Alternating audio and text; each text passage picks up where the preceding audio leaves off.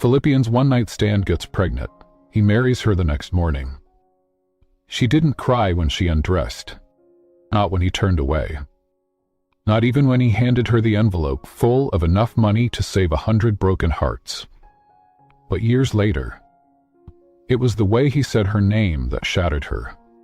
Like it meant something. Like he knew what it had cost her to survive. But he thought it was just one night. But that night gave her a reason to keep breathing. And gave him a lifetime to try and deserve her. The snow hadn't stopped in 3 days. It clung to the street signs like unanswered prayers, painting downtown Denver in the same shade of quiet that had filled Callie Monroe's life for years. She stood outside Whitestone Lodger, hugging her coat tighter, the hem soaked through from slush and salt. Her hands were trembling, not from the cold, but from the text still glowing on her cracked phone screen. Room 512. One night, $50,000, 0 cents.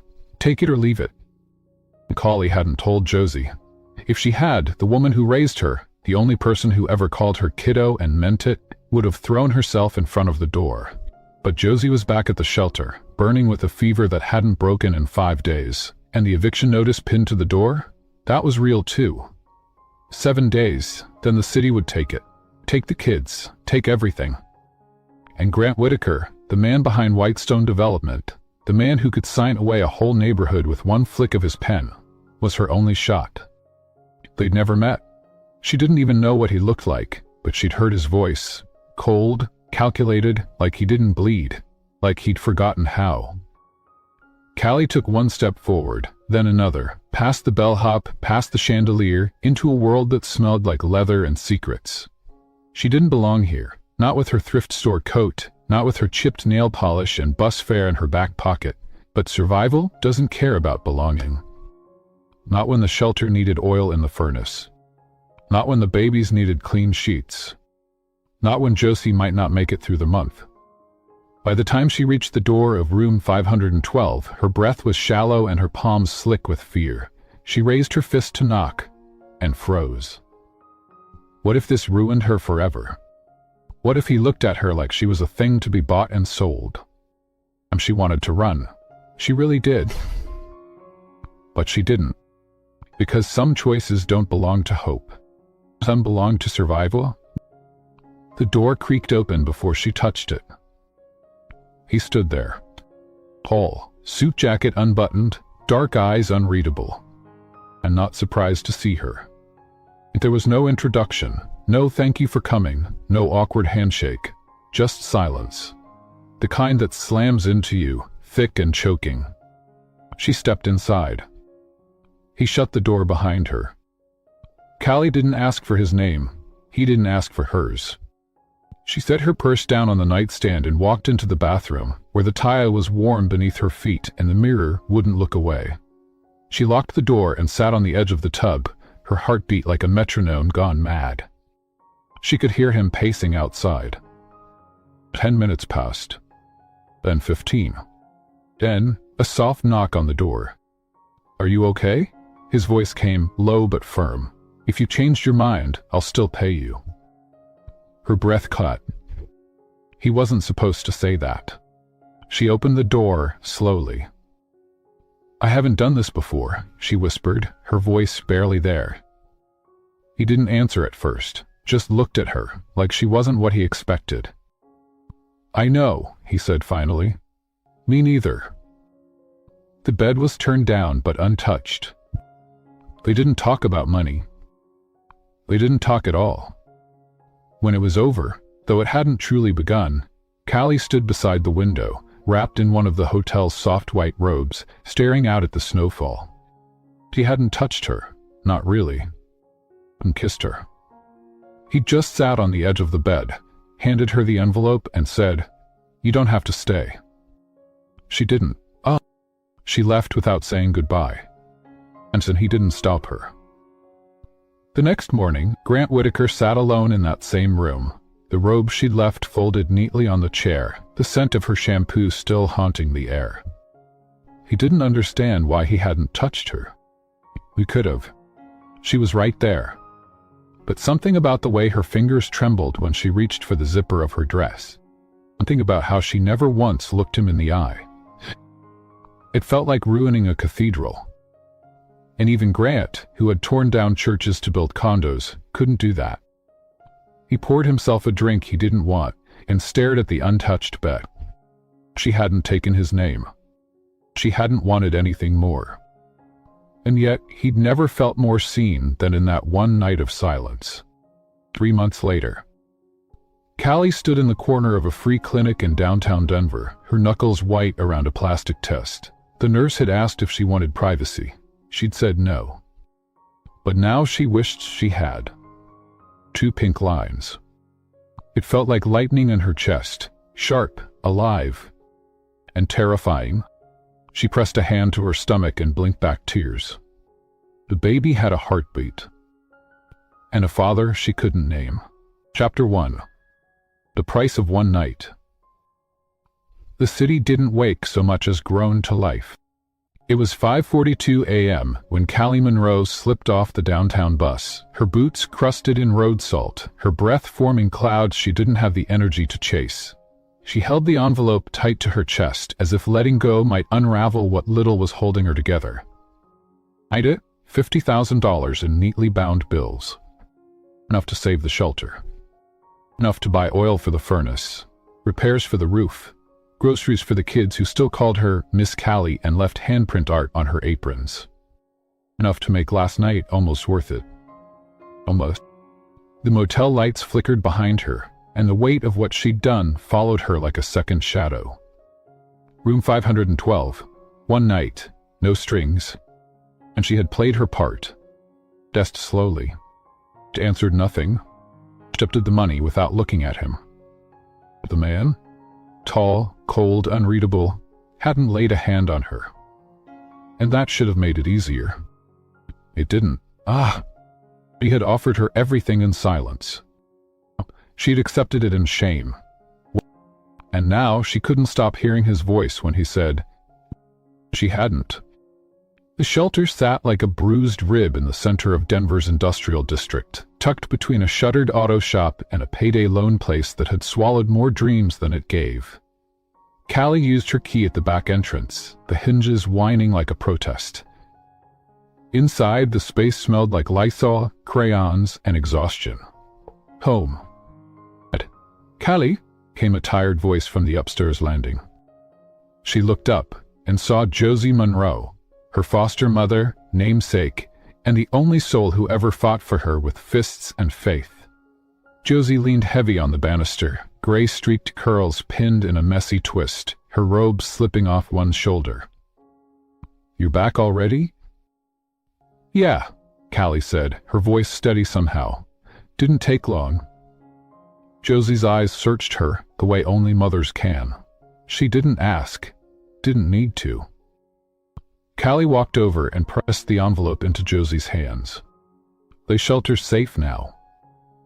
Josie opened it, mouth parting slightly at the stack of bills. Callie, where did you? It doesn't matter.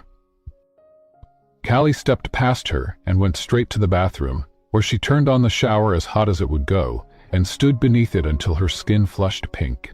And she didn't cry. She just scrubbed and scrubbed until the steam erased the girl in the mirror. 2 weeks later, the lawyer from the city came and signed over the deed. No questions, no red tape. The shelter was officially theirs. The neighborhood kids cheered like it was Christmas. Josie sobbed into a dish towel, and Callie stood quietly at the edge of the kitchen, a faint nausea rising in her stomach. And she chalked it up to stress. But then came the cravings. Then the dizziness. Then the fainting spell at the grocery store when she reached for a can of corn and everything tilted sideways.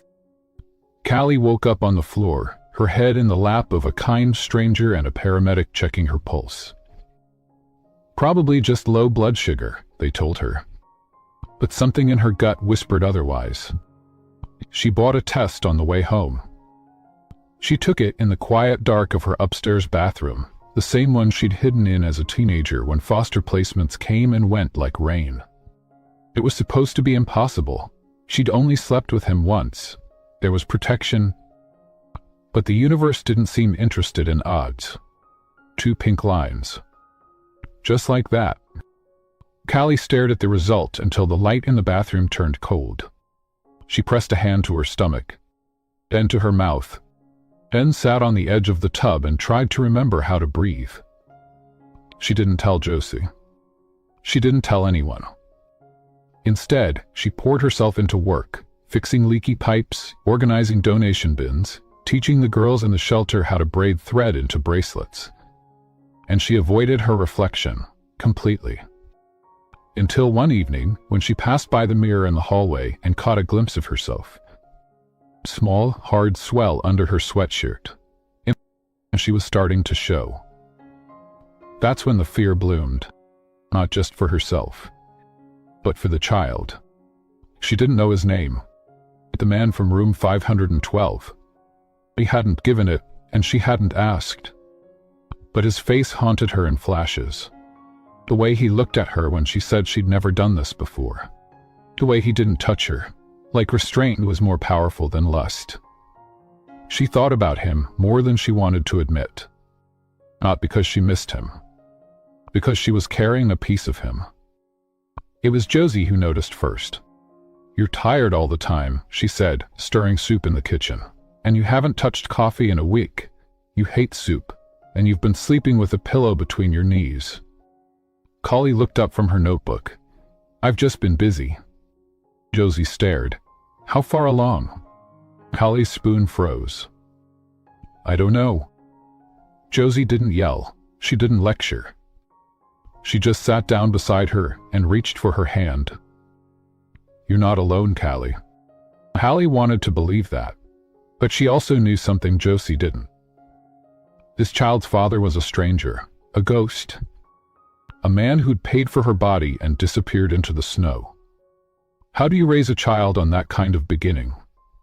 And still, Callie felt something. Not regret, but resolved. She would keep the baby. She would protect him from shame and from the kind of silence. She wouldn't let her child grow up thinking they came from a transaction. She would rewrite the ending, even if she had to write it alone. And on the other side of the city, Grant Whitaker sat in his penthouse office, staring out at the skyline he owned piece by piece. He hadn't stopped thinking about her. The girl who walked in without a name, who refused to kiss him, who made him feel something for the first time in years, and then disappeared without taking anything but his attention. He didn't even know what he was searching for when he started calling the charity registrar. Didn't know why he kept looking for her face in every coffee shop. Didn't know why he couldn't forget the way her voice shook when she said, "I'm not that kind of person." He thought maybe she'd haunt him forever. And he was right. Because 3 months later, when he drove past an old brick building on 9th and Willow, the site of his next redevelopment project, he saw her, holding a toddler in one arm and a clipboard in the other, to her sweatshirt tight around a small, unmistakable swell. And Grant Whitaker's world stopped turning. Chapter 2. Money can't buy silence. The shelter hadn't changed. Same peeling paint, same donated couch with a spring that stabbed if you sat too far to the right. Same scent of peanut butter and pine cleaner that somehow clung to the walls like a memory. But Grant Whitaker had changed. He stood in the middle of the rec room, his $4,000, 0-cents coat soaked with snow, staring at the woman in front of him as if she were a question he no longer had the answer to. Callie. That was her name. He knew now because one of the kids, barefoot and beaming, had barreled into her arms 5 minutes ago shouting it. "Callie? Callie, look what I drew." The sound of it had knocked the wind out of him. She hadn't seen him yet, was still crouched by the art table, murmuring something gentle to a boy with marker stains on his cheeks. But he saw the curve of her belly, the soft way her hand rested protectively over it. And he did the math. 3 months, almost to the day. And Callie stood up slowly, stretched, turned, and froze. Their eyes met, and in that second, the noise of the room dropped out. Her breath caught, her body went rigid, every part of her screamed, "Run!" But she didn't. Olivia Because of the boy holding her hand. Because of the other kids watching. Because she was too proud. Grant took a single step forward, and it felt like a thunderclap. He said. Simple, quiet, devastating. Callie didn't answer. Didn't blink. It just nodded once and turned to the nearest staff member, her voice tight but composed. Can you take the kids to the back room for snack time? The woman, confused, wide-eyed, nodded and started herding them out, one by one, until only Grant and Callie remained. Silence closed in around them like a vice. Grant cleared his throat. I didn't know it was you. I came here on business, one of my projects. What do you want? Callie's voice cut through the air like a blade. He flinched. You saw my stomach, she said, eyes fierce and shining. Did the math. Now you want, what? A receipt? A refund? No, he said quickly. God, no.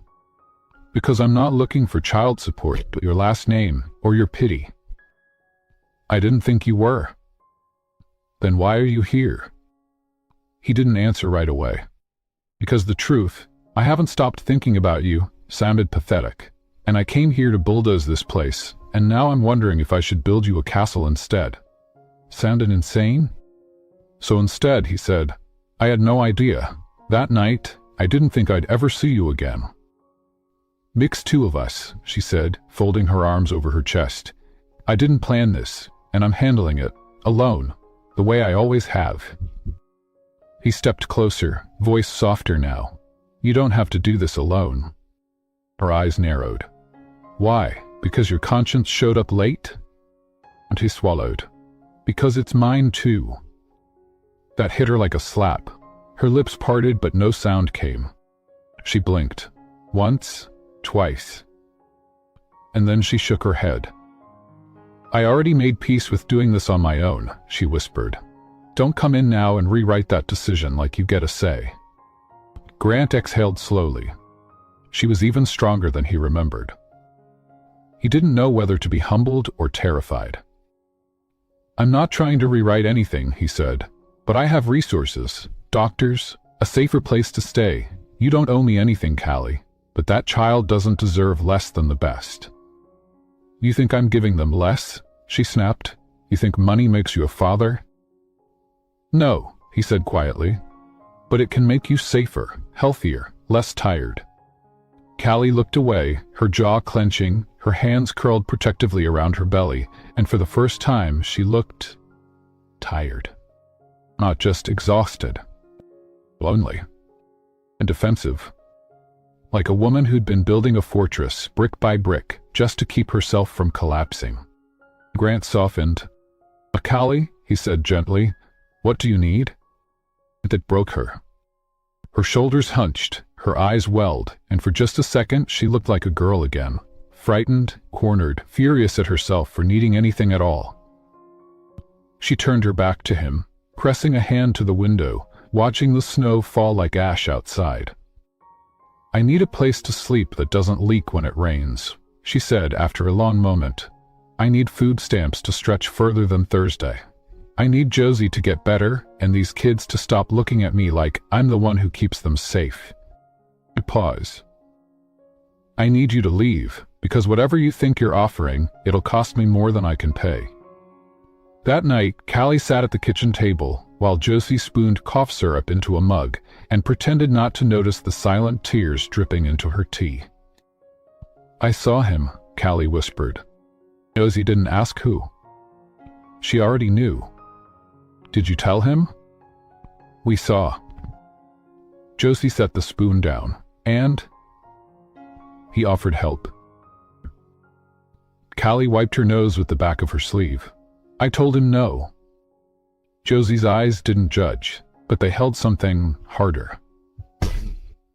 Grief. Sometimes, she said slowly, help doesn't mean weakness, honey. Sometimes it just means the storm's too damn big to outrun alone. And Callie looked at her, then at her own hands. And for the first time since that night at the lodge, she wasn't sure if she was winning or just surviving. Across the city, Grant sat in the back of his town car, staring out at nothing. "She's different," he muttered. Marcus, his longtime assistant, glanced up from his tablet. "The girl from that lodge?" Grant didn't answer, but his silence was loud. Marcus cleared his throat. "Sir, the board expects an answer on the 9th and Willow project by Friday. Do you want to proceed with the demolition order?"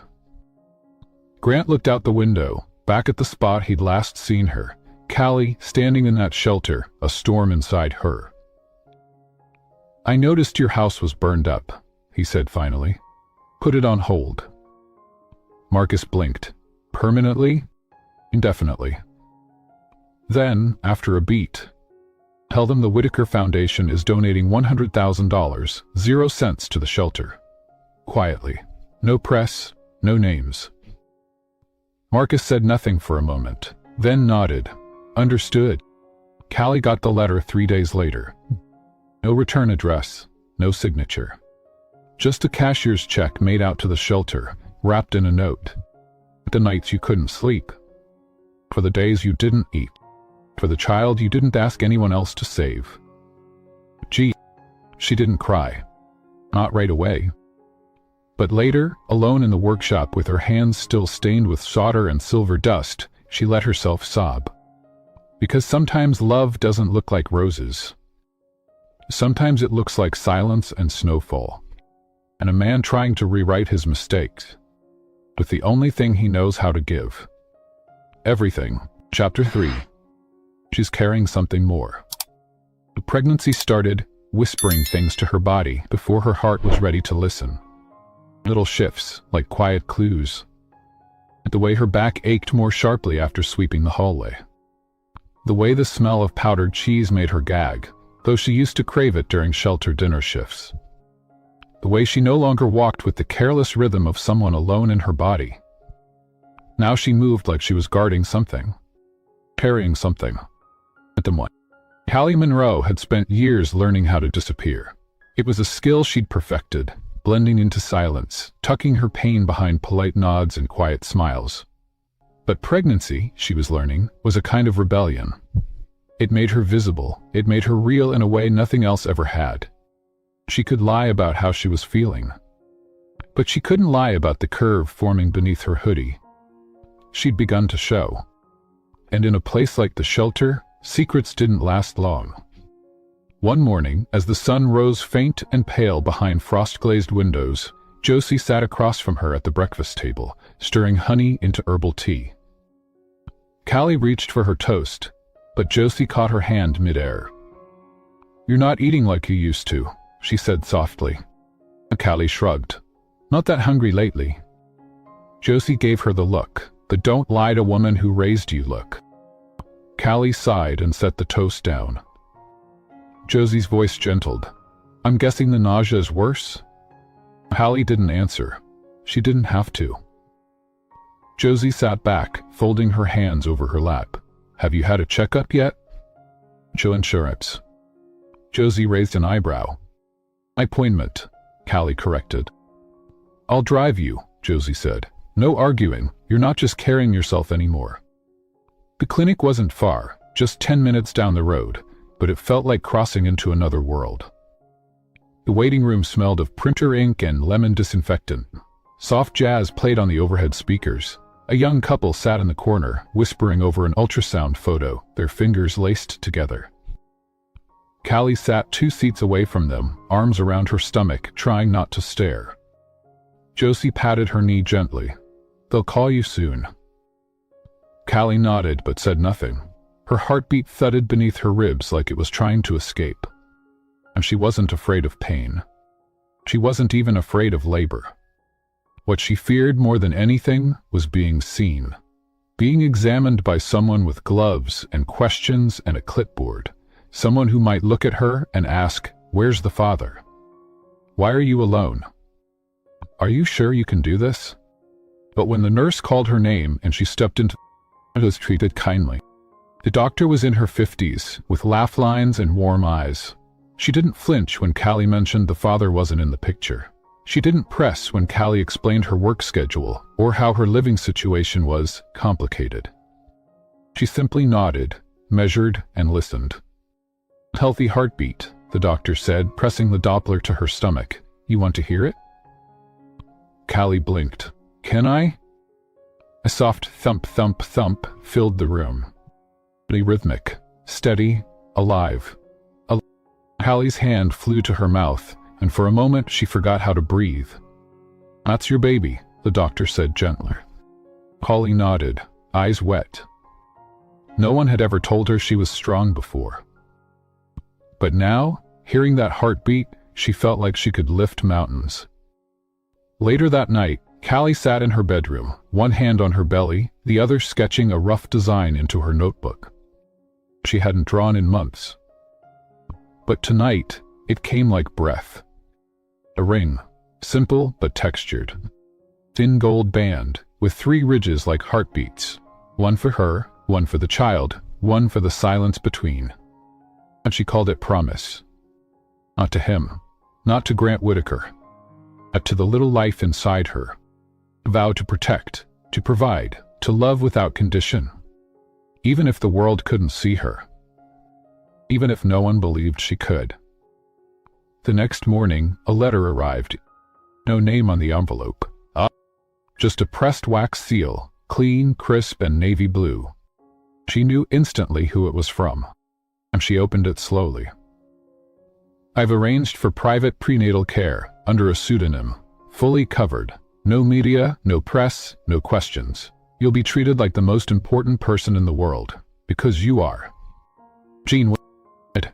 Callie folded the letter once, then again, then pressed it to her chest. She didn't know how he kept finding ways to show up without showing off. But somehow, Grant Whitaker, a man she barely knew, was becoming the only man who didn't ask her to prove she was worth caring for. Later that week, she returned to the clinic under the false name he'd arranged. She wore a scarf around her face and gave the receptionist a name she'd never answered to. But when she stepped into the exam room, her heart was steady. And her baby was growing. The ultrasound technician smiled. "Would you like a picture?" Callie nodded. The photo printed out slowly. Black and white, fuzzy, perfect. 2 tiny hands. A curved spine. A heartbeat caught in stillness. She tucked it into her purse like a secret. But it didn't feel like hiding. It felt like keeping.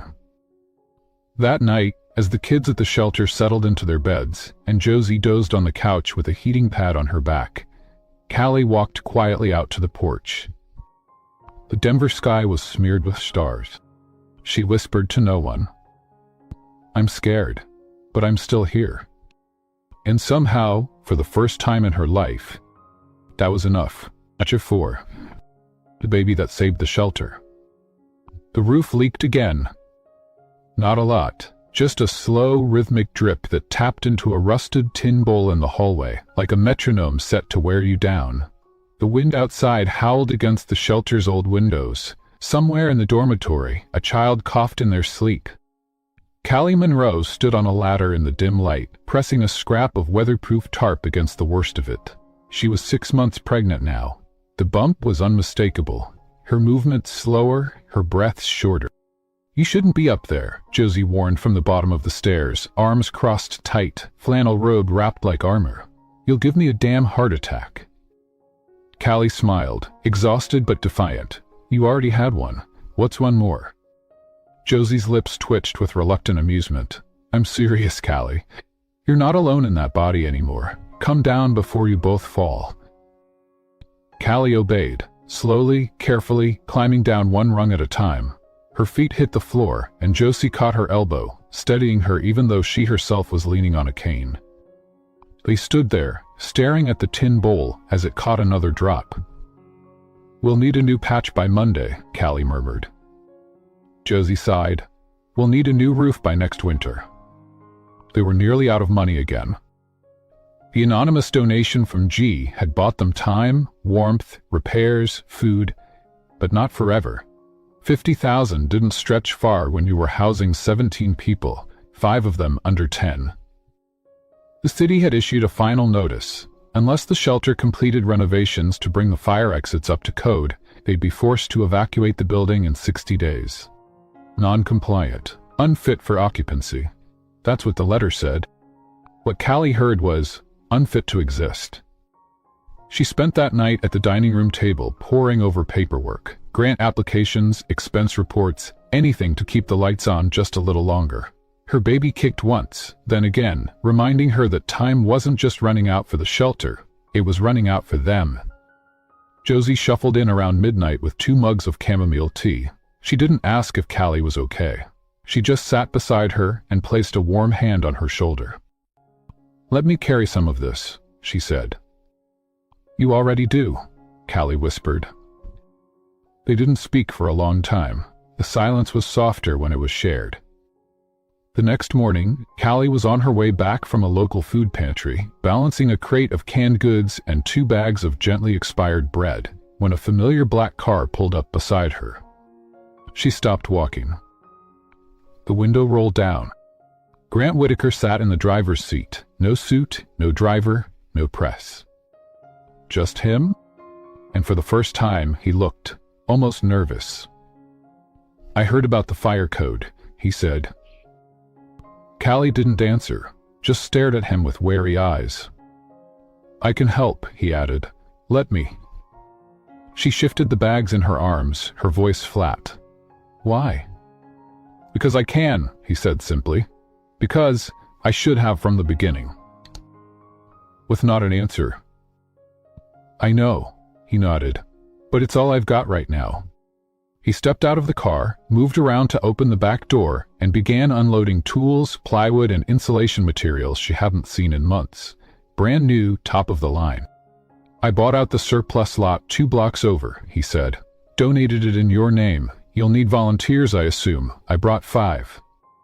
As if on cue, a second van pulled up. Out stepped several people in Whitaker Company jackets. Engineers, contractors, even someone from the zoning office. Holly stood frozen. "I don't need charity," she said quietly. "This isn't charity," Grant replied. "This is a repayment. With interest." Callie looked down at her belly, then back at him. Her voice cracked. "This isn't just about the baby, is it?" "No matter," he said. "It's about what kind of man I want to be when that baby asks where I was." Over the next 2 weeks, the shelter transformed. Walls were sealed, wiring redone. A new emergency exit was installed behind the kitchen. Grant didn't just fund the work. He showed up every day, hammer in hand, coat off, sleeves rolled. At first, the residents were wary. Rumors swirled. Was he a reporter? A landlord? A ghost? But then the kids started following him around like ducklings. And Grant, cold, untouchable Grant Whitaker, learned how to braid friendship bracelets and make peanut butter sandwiches without flinching. He never asked to be called Dad. He just showed up. Callie watched him one evening as he carried a ladder and a toolbox out back to fix the motion light. "You don't have to keep coming," she told him. He looked at her, quiet. "I know," he said. "I want to." He nodded once. "Every day." And Callie, tired, proud, guarded Callie, felt something in her chest begin to soften. Not surrender. Not yet. But recognition. This man had money, but he wasn't trying to buy her. She was trying to deserve her. The building passed inspection, the shelter would stay open. The city issued a statement praising a small but mighty community center led by a visionary young woman. They meant Callie. Her photo made the local paper. Hand on belly, hard hat tilted back, smile small but genuine. The headline read, "Young woman's baby inspires $100, 0 cents case shelter miracle." Josie framed it and hung it in the hallway. Callie tried not to cry every time she walked past it. That night, as snow began to fall again in soft, quiet flurries, Callie stood on the back porch of the shelter, hands tucked into the sleeves of her sweater, watching Grant secure the last of the toolboxes into his trunk. She called his name softly. He turned. She walked to him, stopping just short of arm's reach. "You didn't have to do any of this," she said. "I know. We're still not asking for Why even?" She trailed off, looking down. He waited. "Why even me?" His voice was almost a whisper. "Especially not you. Not unless you want to be asked." Callie looked up at him. Really looked. And for the first time, she didn't see a CEO. She saw a man who had once sat on the edge of a hotel bed, watched a girl vanish into the snow, and never once closed the door. She took a step forward, then another, then placed his hand, gently, reverently, on her stomach. The baby kicked. Grant's eyes widened. He smiled. And Callie finally smiled back. Chapter 5. The Billionaire's New Deal. The morning the news broke, Callie was elbow-deep in pancake batter. The shelter kids were arguing about chocolate chips. The radio played old Christmas music, even though it was barely November, and Josie was humming while drying mugs. Then the doorbell rang. It wasn't just a ring. It was the kind that made your stomach twist. Josie opened it. And standing there in his $1,000 coat, flanked by 2 photographers and a woman in heels who looked like she hadn't smiled since the Bush administration, was Grant Whitaker. "Hi," he said, almost sheepishly. "I think I owe you breakfast." Callie pulled him by the arm into the pantry the second the door closed. "Are you insane?" she hissed. "You brought the press?" Grant held up both hands. "They're from my foundation. It's a photo op for the grant you're getting." "I don't want a photo op. I want privacy. Do you know what happens when your name shows up next to mine in a headline? People start talking. They start asking questions." He hesitated. "And what if I want them to?" Callie blinked. "No," she said instantly. "This wasn't the deal." "No deal," he said gently. "Just silence. And maybe it's time we outgrew it." She folded her arms. "I don't want to be your charity case." "You're not." "Then what am I?" Grant stepped closer. His voice dropped. "You're the woman I haven't been able to forget since the day you left room 512 without saying a word." Her heart stuttered. She turned away. "This isn't a movie, Grant," she said, voice cracking. "There's no fairy tale ending here." He was quiet for a long moment. Then, "I know, but maybe we get to choose a different kind of ending." Later that afternoon, Callie found a manila envelope tucked beneath her workshop tools. Inside was a contract. It was short. No legalese, no loopholes. Just 4 lines in Grant's unmistakable handwriting. Marriage of convenience. For the child's safety. No media, no press, no intimacy required. You keep your work, I keep my word. At the bottom, one final note. You choose when it ends, or if it begins at all. G. Callie didn't respond that night, or the next. But she couldn't stop reading the letter. She couldn't stop imagining what it would feel like to bring her baby into the world without fear, without bills, without eviction notices, without Josie coughing into her sleeve trying to hide blood. And so, one evening, as the shelter kids painted pumpkins and Grant quietly fixed a broken shelf in the art room, she approached him. "I'll do it," she said, "but on one condition." He stood up, brushing sawdust off his hands. "Name it." "I keep my last name, I keep my apartment, and I get to walk out whenever I want."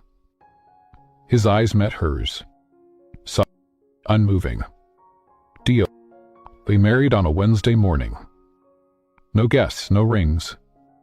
2 signatures at City Hall, and an awkward coffee afterward where she nearly spilled creamer all over his legal brief.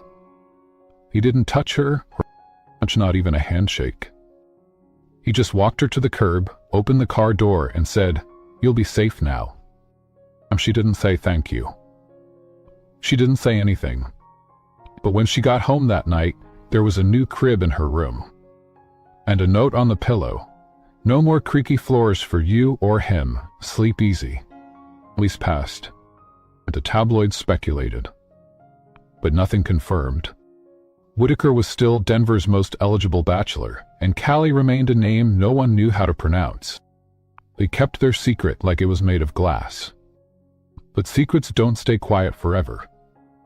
It was a charity gala that cracked it.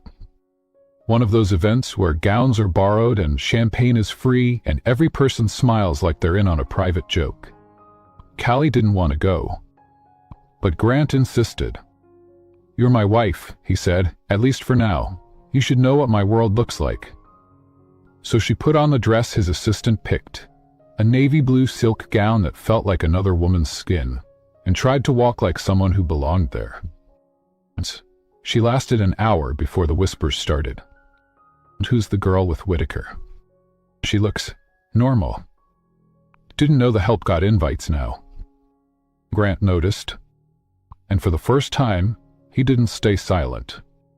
He pulled her onto the stage, mid-auction, mid-stare, and said, "This is Callie Monroe, my wife, and the reason 24 children in Denver still have a place to call home." The room went still. Cameras flashed. And just like that, her secret was no longer hers.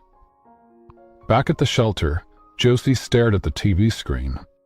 A picture of Grant, smiling, and Callie, glowing beside him, hands over her belly. "I told you," Josie said, sipping her tea. "That man's not trying to save you, honey. He's trying to earn you." Callie leaned against the wall, heart racing, unsure whether to laugh or cry. Both. But not everyone was happy. Because power makes enemies. And Grant Whitaker had plenty. Especially one. Vanessa Lane, former board member, old flame, and woman used to getting exactly what she wanted. She watched the gala photos with a wine glass in hand and fury in her throat. "She's pregnant," she spat. "Which means she's leverage."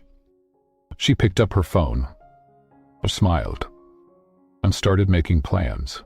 Chapter 6. A contract with a due date. The Whitaker penthouse was too quiet. It wasn't the kind of quiet that offered rest. It was the kind that pressed against your chest and reminded you whose name was on the deed. Callie stood at the window, barefoot, watching Denver's skyline flicker to life. She wore one of Grant's white shirts. The sleeves swallowed her wrists. Her wedding ring sat in a velvet box on the nightstand. She never wore it. That wasn't part of the deal. Downstairs, in the sleek marble kitchen, the housekeeper had just finished clearing out the last of the catered food Grant insisted on keeping stocked, just in case you crave something. She never touched it. She preferred her peanut butter sandwiches and supermarket pickles. Grant wasn't home tonight, which wasn't unusual. They didn't share a bed.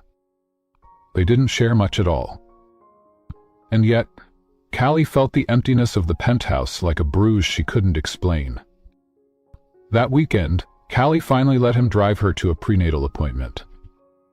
He didn't say much. He just placed his hand low on her back when they crossed icy sidewalks and opened the clinic door, like she was carrying the crown jewels. "You don't have to come in," she said, shrugging off her coat. "I want to," he said simply. And something in her softened. The nurse smiled at them as they walked in together, assuming what the world now did, that they were happily married, wealthy, beautiful, and in love. Callie didn't correct her. Not when the ultrasound wand revealed the tiny flicker of their child's heartbeat on screen.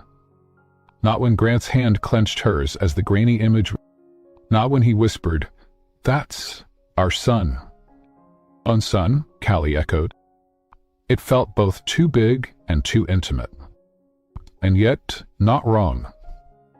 But peace was always borrowed in her world.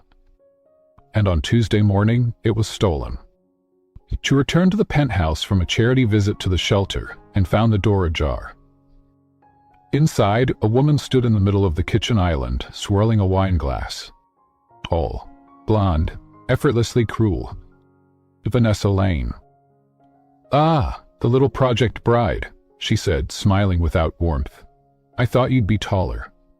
Callie didn't flinch. "You're in the wrong house." Vanessa sauntered forward. "You really think this is yours, sweetheart? This isn't a house, it's a holding cell. And Grant, he doesn't keep anything he can't buy. Since Collie said nothing, her silence was her armor. Vanessa circled her. I know men like him. They chase the poor girl for sport. Rescue a kitten, feel noble, move on. I didn't ask to be rescued. No, darling, Vanessa purred. You asked to be paid. That did it. Callie stepped forward, steady as stone. Get out. Vanessa laughed. Touch me and you'll regret it. Callie smiled for the first time. I won't have to. Grant will. That night, she told him everything. About the intrusion, the insults, the fact that Vanessa had keys. Grant stood silent for a moment, his jaw tight. I'll handle it, he said. And he did. The next day, Vanessa was removed from every board. Her access revoked. Her photo, once framed on the hallway table, shredded in the kitchen bin. But the fallout echoed. Paparazzi circled the penthouse. Rumors exploded online. Was the Whitaker marriage a PR stunt? Who was Callie Monroe? Why did she really marry the billionaire? One tabloid leaked her old shelter record. The worst part wasn't what they printed. It was what they implied. That she had trapped him. That the baby was her golden ticket. Callie hid from the world for 2 days. But on the third, she went to her jewelry bench and picked up the design she'd abandoned. The ring she'd named Promise. Only now, she added something. A second band, woven beneath the first. Hidden, quiet, the kind of strength no one saw coming. And she renamed it Legacy. And submitted it anonymously to the National Jewelry Design Competition under the name C. Monroe. She didn't tell Grant. Some things she had to do for herself. At the next ultrasound, Grant asked if he could stay after. I want to talk, he said. They sat in the parking lot, the city winking in the distance. I never meant for this to be the way you lived, he said. Under surveillance, under suspicion, you deserve peace. Callie looked down at her hands. I didn't marry you for peace, I married you for safety. There's a difference. Now.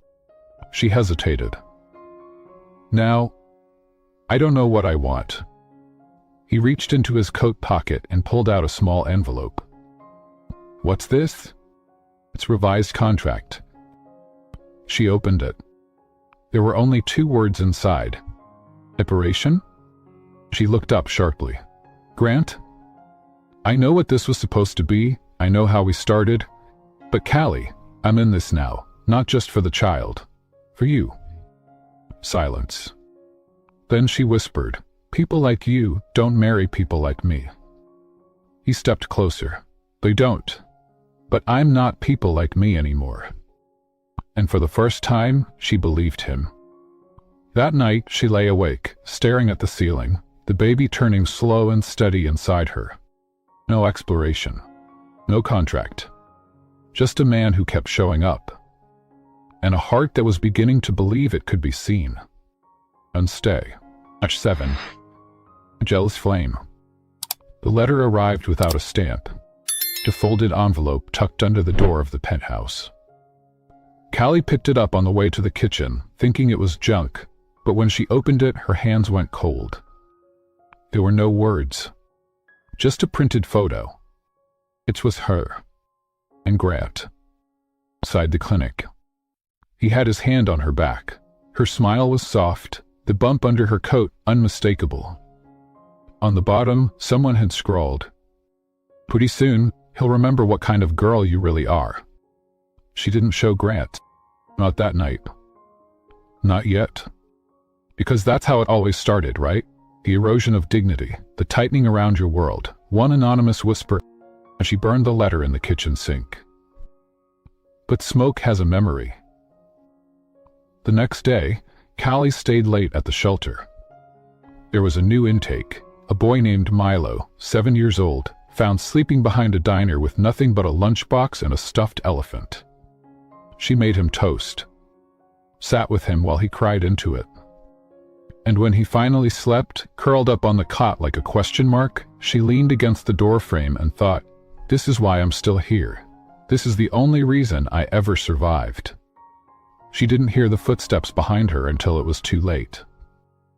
Vanessa's perfume hit first, sharp, floral, expensive, and then her voice. "You really are good at playing the saint, aren't you?" Hallie turned, slowly, calm. "You're trespassing." Vanessa smiled. "So, sue me."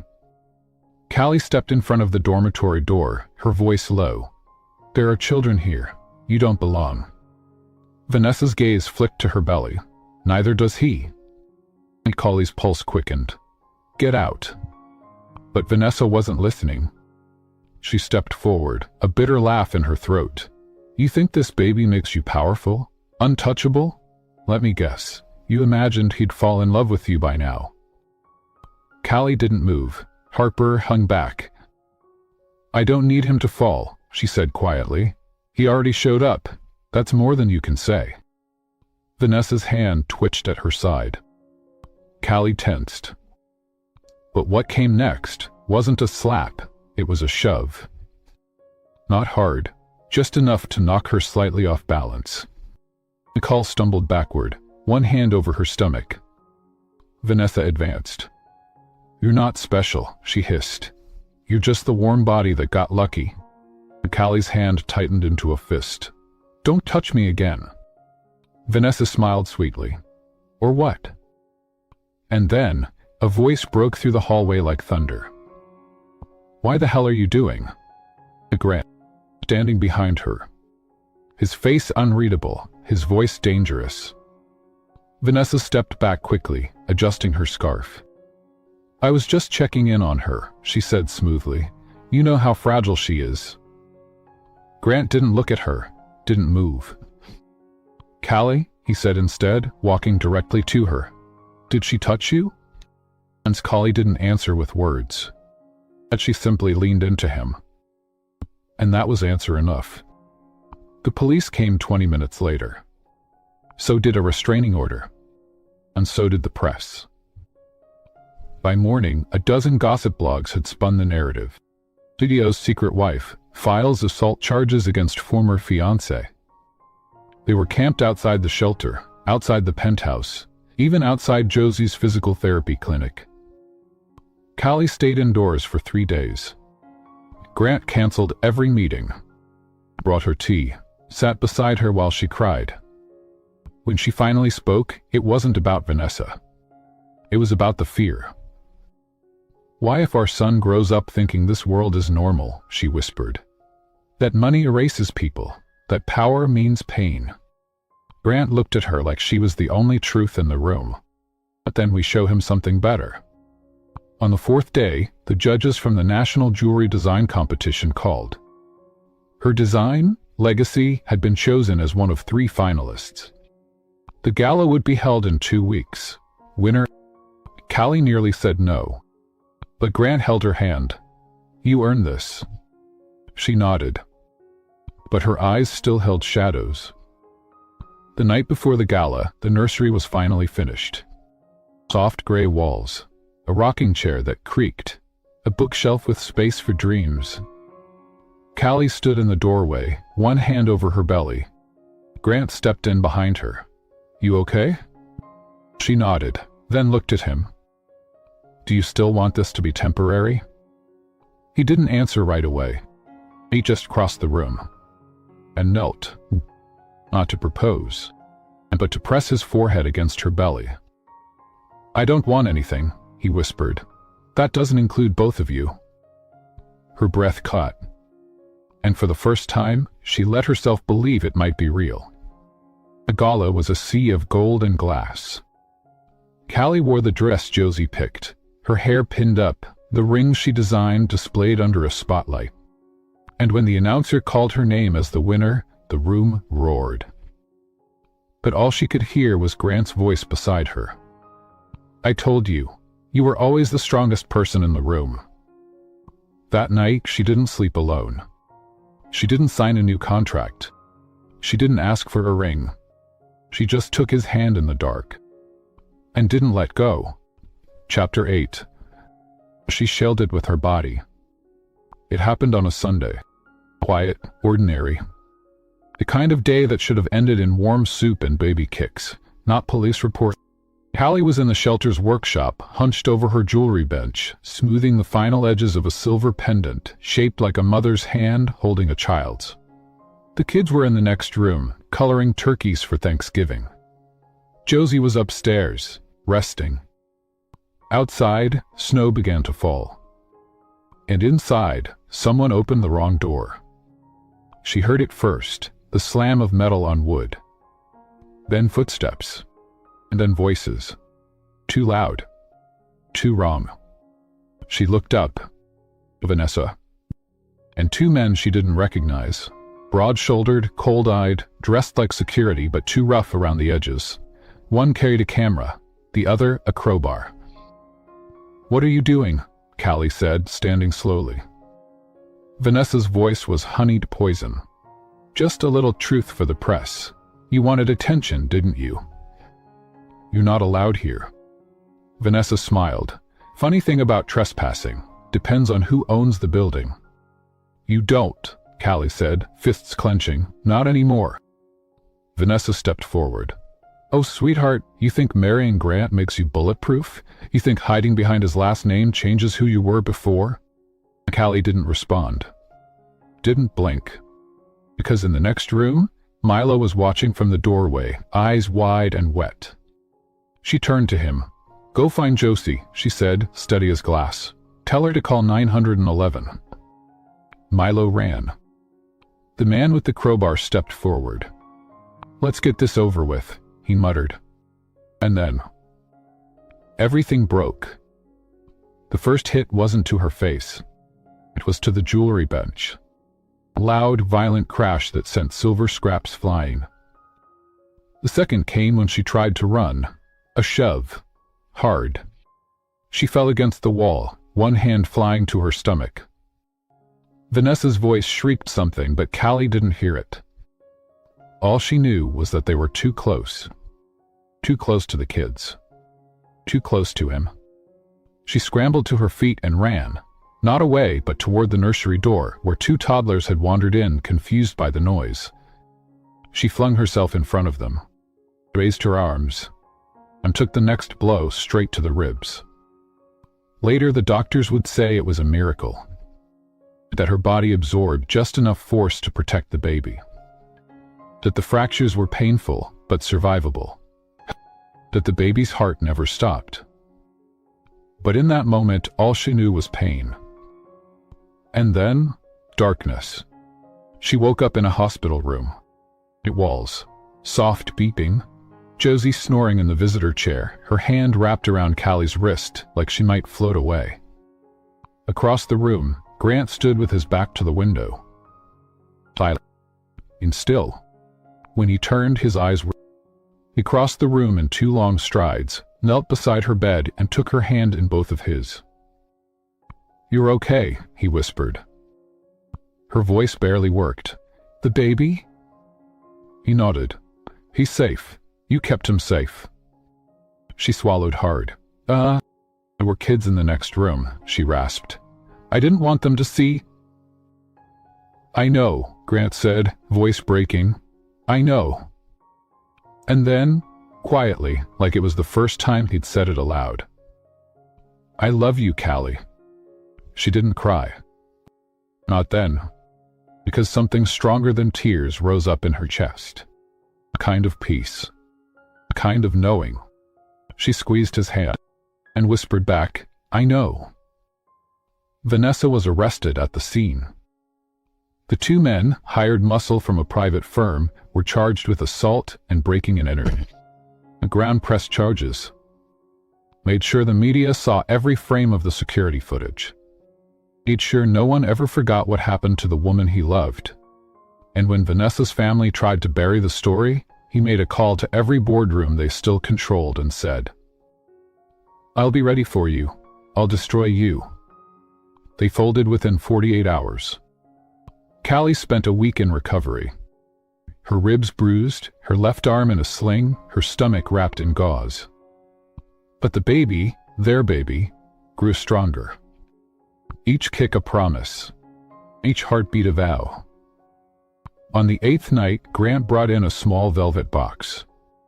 She opened it slowly. Inside, not a ring, not a diamond, just a pendant. The one she'd been working on when the attack happened.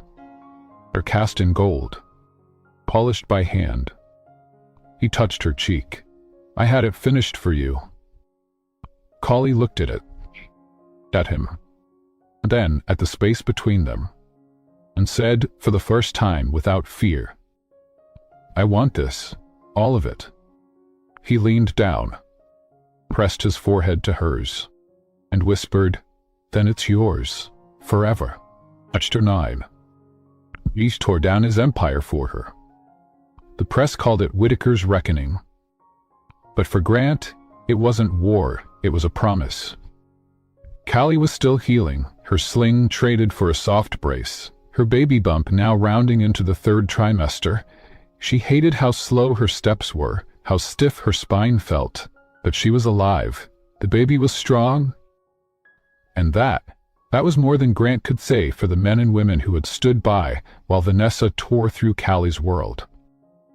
The morning after Kali came home, Grant walked into the Whitaker boardroom and gave the speech that made national news. I built this company by calculating risk, he said, standing before a table of men in suits who'd watched from the sidelines for too long. But I forgot something. Some things aren't meant to be calculated. Some things are meant to be protected. He placed a document on the table. His resignation as acting chairman. Gasps followed. Marcus, ever the composed assistant, just raised one eyebrow. Grant looked each of them in the eye. You allowed Vanessa Lane access to our systems, our properties. Even after her removal, you let her walk through that shelter. That's negligence, and I won't be part of it. Grant, someone stammered. Be reasonable. I'm not here to be reasonable, he snapped. I'm here to make sure you remember exactly what happened when a group of rich men decided a woman like Kali Monroe didn't matter. The room fell into silence. Then what are you going to do? Grant's smile was cold. Burn it down and build something better. He didn't just step down, he rewrote the company's charter. Half of Whitaker Foundation's future profits would go to trauma shelters and women's legal defense funds. He publicly apologized. He named Kali as his moral compass, and he did it without flinching. I used to build towers, he told CNN. Now I build safety. The stock dipped 14% that week. He didn't care.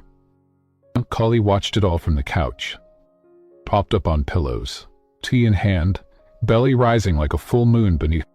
When she saw the news ticker flash, Whitaker resigns after wife's assault cites moral. Josie, sitting nearby, murmured, he tore it down because you taught him what was worth keeping. The next few weeks passed in quiet revolution. Grant replaced security around the shelter with round-the-clock personal guards. He bought the building outright, deeding it to Kali in full. He visited the city council and pushed through a zoning grant that would keep the block protected for community use only. He didn't ask Kali for praise. But one night, as she sat beside him on the penthouse terrace, the wind cool against her face, she reached over and laced her fingers with his. I used to think no man would ever fight for me, she said. He turned. You didn't need someone to fight for you. Her eyes found his. But I needed someone who would fight with me. He said nothing, just leaned forward and kissed her. Not with hunger, with gratitude. One morning, Grant opened the paper to find her name, Kali Monroe Whitaker, on the front page beneath a single headline. From shelter girl to national voice, jewelry designer champions safety over status. She'd won a partnership grant from the National Arts Council. She'd used every cent to open an arts program at the shelter. The kids called it Kali's Corner. When he asked her why she didn't use the name Whitaker, she smiled and said, because I want them to know, strength doesn't come from a last name, it comes from what you do with it. He nodded, and never brought it up again. At the next board gala, they arrived together, No contract. No bodyguards. No lies. He introduced her as his wife.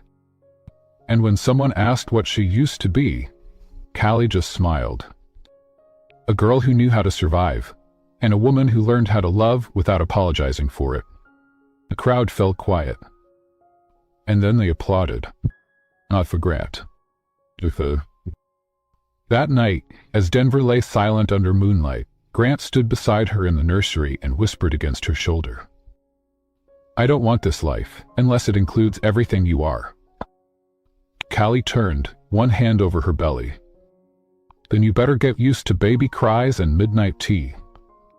He grinned. Deal. Touching the ring she never sold.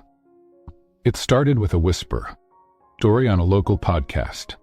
The girl who designed a national award-winning ring while recovering from assault, while carrying a child, while hiding her own name. And then a request. Would Callie speak at the International Women's Summit in Chicago? 5 minutes, the organizer said. Tell them what it cost you. Callie nearly said no. She didn't like crowds. She didn't like attention. She didn't like the way the world still tried to put her in a box shaped like shame. But Grant leaned over the kitchen counter that night, kissed the top of her head and said, You don't owe anyone your story, but maybe you owe it to yourself. 3 weeks later, she stood behind a podium on a stage lit gold, her hands trembling against a sheet of notes she never looked at once, and said, I never planned to become anyone's wife. I didn't believe in contracts or fairy tales or rescue. What I believed in was survival. And then I got pregnant. Not with hope or a plan or even a name to call safety. I got pregnant with the idea that maybe life could still grow in places where everything had once been taken. And then I met him again. The man who had paid me for silence, but showed up for my truth. This isn't a story about a billionaire saving a poor girl. This is a story about what happens when a woman saves herself, and a man is brave enough to meet her there. When she finished, the room stood as one, not for pity, but for power.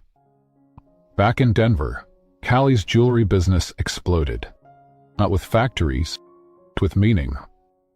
Every ring she designed told a story, one she'd earned. One night, months after the speech, Grant came home to find her in the nursery again, rocking their son, baby Jamie, who had his father's eyes and his mother's fight. He watched her in the doorway. No camera crews, no gala lights. Just her, hair tied back, a stretch mark peeking beneath her shirt, and the softest look on her face. Callie looked up. You're staring, she whispered. I've been staring since the first time I saw you. She chuckled softly, then glanced at her bedside table. The velvet box sat there, with the ring inside, untouched. He stepped forward, unsure. Do you still not want it? Callie looked down at Jamie, whose tiny fingers had curled around hers, and then up at Grant. I never sold it, she said. You could have. I didn't want money. Her voice softened. I wanted proof. He tilted his head. Of what? You'd still want me, she said, eyes glassy, even if I never wore your name in gold? Grant knelt beside her, and without asking, slid the ring onto her finger. Not because he bought it, but because she'd finally chosen it. Her voice, her love, her family, and somewhere inside her chest, the girl who once stood in room 512 with nothing but a promise and a price. Finally exhaled, a love that rewrote the contract. They never held a wedding. No aisle. No white dress. No flower girl with rose petals and practiced steps. Because for Callie Monroe and Grant Whitaker, the marriage began long before paper. It began in a motel room where nothing happened, and everything changed. In a silence so heavy, it taught them how to listen. And in a contract meant to keep them apart, that somehow became the map that brought them home. It's been 3 years now. The shelter still stands, its sign repainted in soft blue, with the words Monroe House carved into the wood like a quiet promise. Inside, a new mural stretches across the wall. It shows a mother holding a child in one arm, a hammer in the other. She has bruises, but also wings. Holly didn't paint it. None of the girls she mentored did. And she cried the day she saw it. Not because it hurt, but because it reminded her. She didn't have to be a symbol. She just had to be someone real. Grant still works, but differently. He wears jeans more often now, sleeps in most weekends, takes Jamie to soccer and piano, and once to a city council meeting where their toddler stood on a chair and declared, "My mom makes rings and my dad fixes everything." Hallie laughed for a full 10 minutes. Grant framed that quote in his office. Sometimes, when the world gets too loud again, when headlines flare or old scars throb in the quiet, Callie slips away to the rooftop garden. She presses a thumb to her wedding band, traces the engraved words Grant never meant for anyone else to see. No exploration. And she breathes. Not because everything turned out perfect, but because she's not afraid anymore. She is loved. She is safe. And she is seen. And you, the woman watching this, listening, holding your own wounds in your chest like glass? But you should know something. Love is not always soft. It doesn't always come dressed in kindness or show up right on time. But the love that is meant for you and will never make you beg for dignity. It will meet you where you are, unwashed, unsure, unplanned, and say, "You don't have to earn this. Just let me stay." If you've ever loved someone through fear, if you've ever chosen yourself when the world told you not to, if you believe love should never come with shame, tell us in the comments. Tell us what you held on to, and the world told you to let go, because somewhere out there, a woman like Callie is still listening for proof that it's okay to rewrite her ending, one heartbeat at a time.